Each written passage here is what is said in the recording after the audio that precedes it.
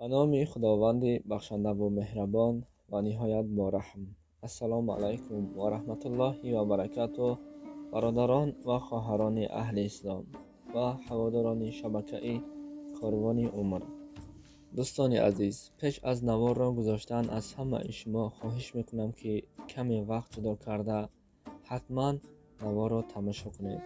البته ما نوار را همش را نمیگذاریم، بلکه یوتیوب مدلید میکند. از همین سبب شما نوار را پورا میتوانید در صحیفه اینستاگرامی ما که با نام کاروان عمر هست تماشا کنید.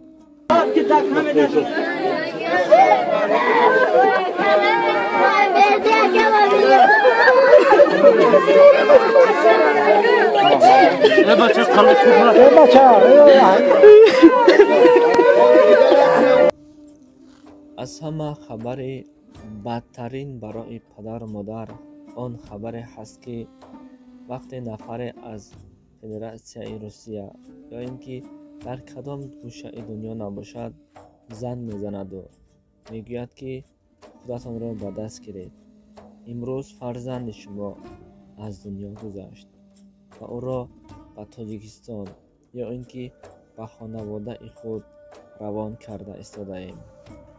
یک لحظه خودتان فکر کنید که وقتی پدر و مادر این سخن را، این جمله را میشنود، باور کنید یک حالت و حادثه برای آنها شروع می شود که این قامت مثل الف آنها را می شکند. یعنی پدر و مادر با شنیدن این کلام، با شنیدن این سخن می شکند.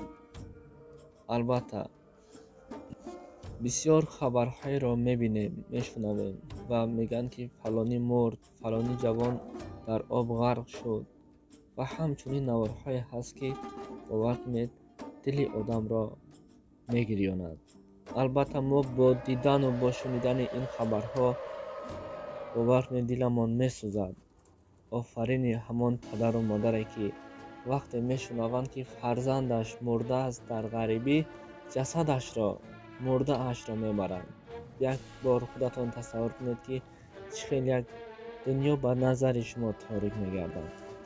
برادران عزیز، کسانی که در فدراسیون روسیه هستند به خاطر زندگی و پیش بردن عائله و پیش بردن زندگی خویش کار میکنید، احتیاط باشید. به خاطر یک سامان خودتان را به هر جایی که میگویند برا یا اینکه دیگر و دیگر احتیاط کنید، زیرا پول یافت شدنی هست، سلامتی یافت نمی شود. خاطر فرزندها، خاطر پدر و مادر خوش آمدیم، سلامت برگردیم. انشالله بهترین کار انا همین کار است که ما میکنیم. خداوند همه این غریبان را در پناهش نگه می‌دارد. ساق سلامت آمدند، صحت و سلامت برگردند. خداوند هیچ پدر و مادر را این سخن‌هایی که میگویند که فرزند در غریبی مرده است، مرده اش را برده استاده ایم، این جمله را هیچگاه هیچ پدر و مادر نشنود. السلام علیکم و رحمت الله و برکاته.